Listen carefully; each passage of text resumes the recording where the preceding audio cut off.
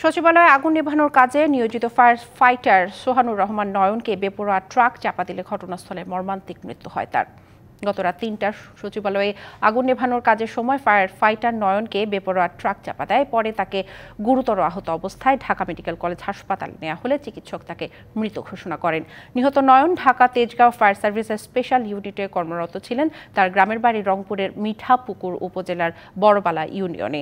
নয়নের মৃত্যুতে গ্রামের বাড়িতে নেমে এসেছে শোকের ছায়া। একমাত্র ছেলের মৃত্যুর খবরে মূর্ছা যাচ্ছেন মা।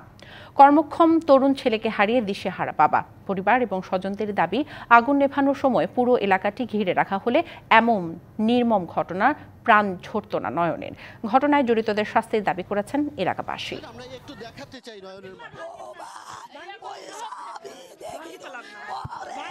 আমরা দেখছি নয়নের মা নয়নের ছবি নিয়ে।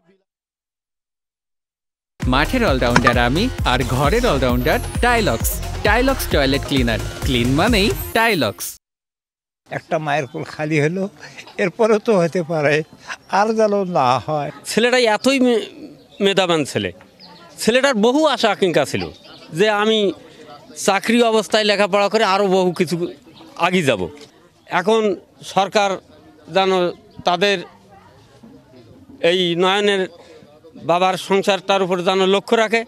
তার বাবা মা আশা আকাঙ্ক্ষা করে অনেক ক্ষতিগ্রস্ত করে তাকে একটা চাকরি নিয়ে দেয়, বদলে তারা পেল আজ বুক ভরা কিন্তু বেতন।